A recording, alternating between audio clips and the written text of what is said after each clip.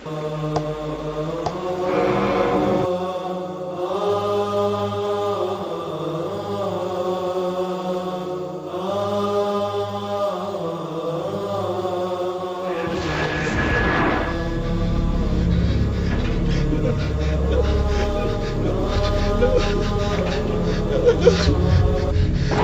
نفس ذائقة الموت ثم إلينا ترجعون سب نے موت کا مزہ چکھنا فإذا جاء أجلهم لا يستأخرون ساعة ولا يستقدمون جتنا وقت ہے ایک لمحہ آگے نہ پیچھے.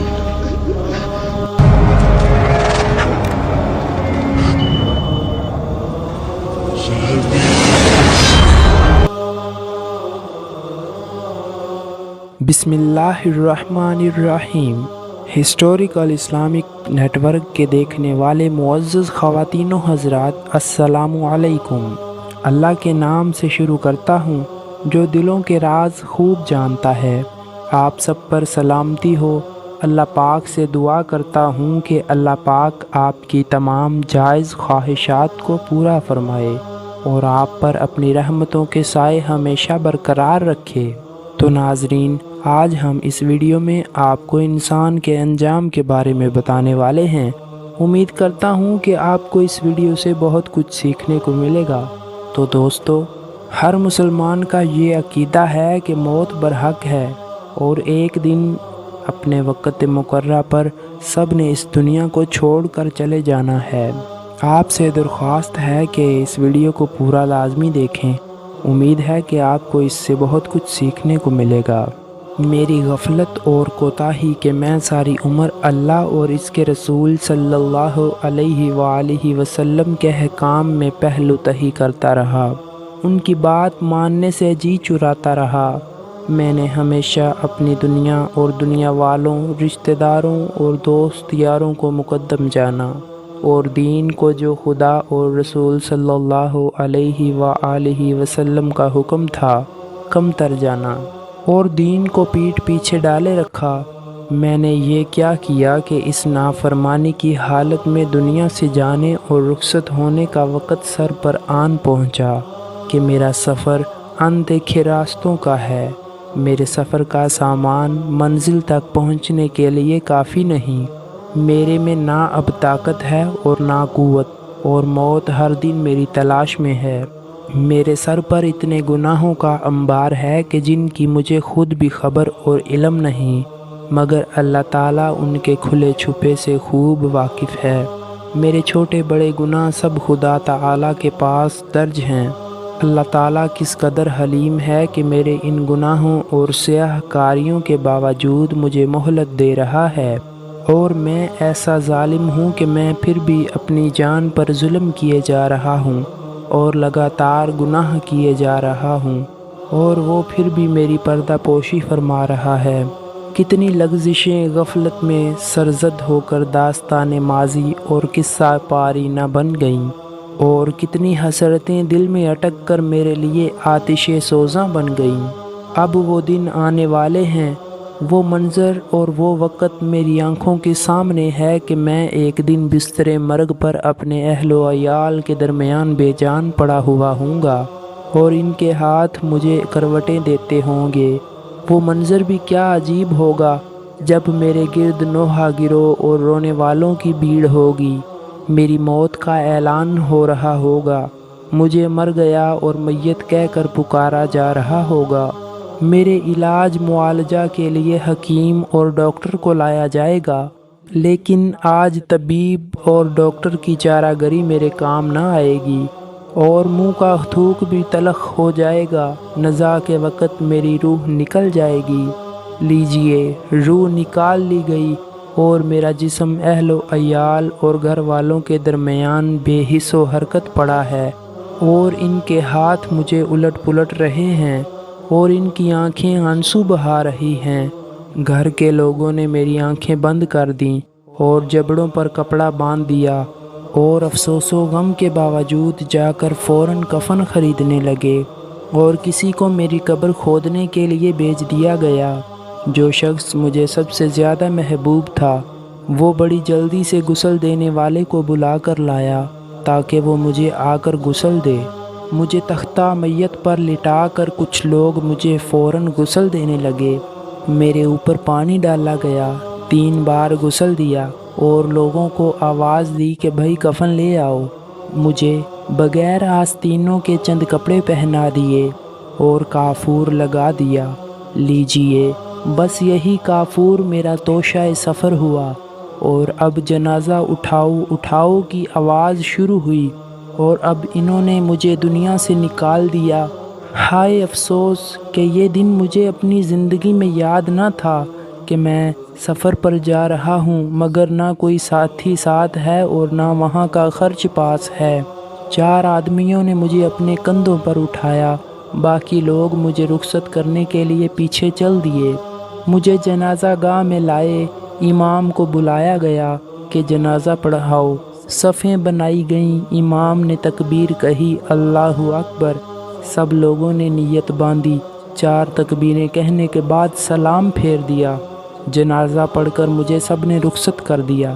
مجھ پر ایسی نماز پڑھی کہ جس میں نہ رکوع ہے نہ سجود، شاید کہ مجھ پر اللہ پاک اپنی رحمت و کرم فرمائے۔ مجھے قبرستان لے گئے اور میری قبر پر لے جا کر مجھے لحد میں اتار دیا گیا، اور آخری دیدار کے لیے میرا منہ کھولا اور آنکھوں سے آنسو بہائے۔ لحد کا منہ بند کیا اور قبر کی مٹی برابر کر دی اور سب لوگ واپس چل دیے۔ اب میری اس اندھیری قبر میں نہ میری ماں ہے، نہ باپ، نہ بھائی، نہ بہن، نہ بیوی، نہ بچے، نہ کوئی رشتہ دار اور نہ کوئی دوست، نہ یار جو میرا دل بہلایا کرے۔ یہ تنہائی، یہ تاریکی، یہ بے بسی، بے کسی اور وحشت کیا آفت سے کم تھی کہ اچانک میری آنکھوں نے ایک ہولناک منظر دیکھا، یعنی 2 فرشتے، منکر اور نکیر، دہشت ناک شکل میں میرے پاس نمودار ہوئے۔ ہائے میرے اللہ، میں ان کو کیا کہوں؟ ان کی ہولناکی اور ڈراؤنی شکل نے میرے ہوش حواس گم کر دیے۔ انہوں نے مجھے بٹھایا اور سختی سے سوالات کی جواب طلبی کرنے لگے۔ بارگاہ الہی، تیرے سوا میرا کوئی نہیں جو مجھے اس امتحان سے نجات دلائے۔ اب کوئی نہیں جو یہاں آ کر میرا حال دیکھے کہ مجھ پر کیا گزری ہے۔ اے میری امید، بخشش اور درگزر کے ساتھ مجھ پر احسان فرما۔ اس غریب مسافر پر احسان فرما جو اپنے اہل و عیال اور وطن سب کچھ ہی پیچھے چھوڑ گیا۔ گھر کے لوگ واپس جا کر وراثت بانٹنے لگے اور گناہوں کے بوجھ کی گرہ باری میرے سر پر آ پڑی۔ اے میرے بھائیو، اس دنیا بے وفا اور ناپائیدار کی زیب و زینت اور اس کے بناؤ سنگار پر دھوکہ نہ کھاؤ۔ دیکھو، جن لوگوں نے دنیا بھر کی دولت سمیٹ رکھی تھی وہ یہاں سے کافور اور کفن کے علاوہ بھی کچھ لے کر گئے ہیں کیا؟ اپنی دنیا سے زاہد اور قناعت لو۔ اے میرے نفس، نافرمانی سے باز آ جا اور اللہ تعالیٰ کا فضل و جمیل حاصل کر۔ امید ہے کہ اللہ تجھ پر اپنا رحم فرمائے گا۔ اے میرے نفس، تجھے خدا سنوارے، تو اپنے گناہوں سے توبہ کر اور تجھ کو نیک کام کا بدلہ ضرور دیا جائے گا۔ اے دنیا کے اسباب و زینت پر مر مٹنے والے انسان، سن غور سے اپنی آنے والی کہانی کو۔ تو نے غفلت میں عمر برباد کر دی۔ اٹھ جاگ اور ہوش کے ناخن لے اور گناہوں سے توبہ کر لے۔ ہوش کر، اپنے گناہوں کی تلافی کر، آج بھی تجھے مہلت نصیب ہے۔ جو وقت ہاتھ سے نکل گیا اس پر آنسو بہا اور اپنی پچھلی زندگی پر شرمندگی اور ندامت کے ساتھ توبہ کر۔ اب بھی وقت ہے کہ اعمال صالح کرنے کی کوشش کر، کیونکہ محنت کرنے میں کامیابی ہے اور غفلت اور سستی کا انجام بدبختی اور محرومی ہے۔ تیری کامیابی محل مکان بنانے، دنیا کا ساز و سامان اکٹھا کرنے، عیاری، مکاری، چلاکی اور ہوشیاری کے ساتھ بہت سا مال و دولت جمع کرنے میں نہیں ہے، بلکہ تیری اصل کامیابی اللہ رسول صلی اللہ علیہ وآلہ وسلم کے احکام کی پوری فرما برداری کرنے، اپنی موت کو یاد رکھنے، قبر و آخرت کی زندگی بنانے میں ہے۔ لہٰذا تو دنیا میں اس طرح سے رہ جس طرح سے ایک مسافر رہتا ہے۔ ہمیشہ رہنے کی جگہ تو صرف آخرت ہے، اور دنیا کا قیام بہت تھوڑا، اور اصل کامیابی تو آخرت کی کامیابی ہے۔ جس کو آخرت کی کامیابی نصیب ہو گئی وہ اپنی مراد کو پہنچ گیا۔ دنیا میں آج تک جتنے بھی لوگ آئے ہیں، ایک ایک کر کے سب یہاں سے کوچ کر گئے۔ یہاں کتنے آئے اور کتنے چلے گئے، مگر افسوس کہ تجھ کو کچھ عبرت حاصل نہ ہوئی۔ اس دنیا میں جو بھی آیا کوچ کرنے کے لیے آیا ہے۔ تو ذرا یاد کر، جب تجھے وہ حادثہ موت کا پیش آئے گا جس کو کوئی ٹال نہیں سکتا، تو مال و دولت اور نوکر خادم تیرے کچھ کام نہ آئیں گے۔ اس وقت ڈاکٹر، حکیم، دوست، رشتہ دار اور سب گھر والے تجھے بچانے کی تدبیریں ختم کر کے مایوس ہو جائیں گے اور تیرے پاس سے اٹھ کھڑے ہوں گے۔ تجھ پر نزاع کا عالم ہوگا، تجھے پانی پلایا جائے گا، کوئی سورہ یاسین سنائے گا۔ تیرا دم نکل جانے کے بعد تیرے جسم سے لباس اتار کر تجھے کفن پہنا دیا جائے گا۔ تجھے زمین کی تہہ میں اکیلا چھوڑ دیں گے اور نظروں سے اوجھل کر دیں گے۔ کوئی کہے گا بڑا اچھا باپ تھا، کوئی کہے گا بڑا اچھا دوست تھا، کوئی کہے گا بڑا نیک آدمی تھا، کوئی کہے گا اللہ تعالیٰ مغفرت فرمائے، کوئی کہے گا دنیا میں بڑی اچھی گزار گیا، اچھا وقت پورا کر گیا۔ مگر یاد رکھیے کہ اس کے بعد انہیں یہ بھی خبر نہ ہوگی کہ تم پر کیا گزر رہی ہے، اور اس کے بعد ان کی ساری توجہ تمہارے مال و دولت کی تقسیم کرنے اور آپس میں بانٹنے اور لڑنے مرنے پر لگی ہوگی، اور پھر وہ جلد اپنے کام کاج میں مشغول ہو جائیں گے اور تجھے کبھی بھول کر بھی یاد نہیں کریں گے۔ ارے او غافل انسان، ان کی دوستی سے دھوکہ نہ کھا۔ سب سے اچھا دوست اور ساتھی تیرا نیک عمل ہے۔ دن گزر رہے ہیں اور قبر منہ پھاڑے ہوئے ہے۔ موت سر پر چیل باز کی طرح چکر لگا رہی ہے۔ عزرائیل روح قبض کرنے کے لیے طاق میں ہے۔ حالات بدل رہے ہیں، ہولناک واقعات پیش آنے کو ہیں، تنگ و تلخ اور دشوار گھاٹیاں گزرنے کو ہیں، لیکن تیری غفلت بے پرواہی کا یہ عالم ہے کہ تجھے کچھ خبر ہی نہیں کہ کل کیا ہونے والا ہے۔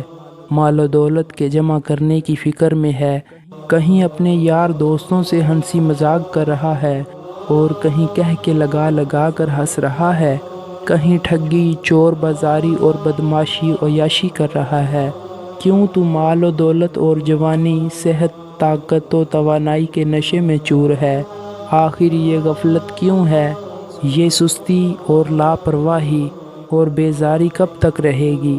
ایسے گھر پر کیا رونا اور فریاد کرنا جو خالی ہو گیا ہو، جس کے نشان مٹ گئے ہوں۔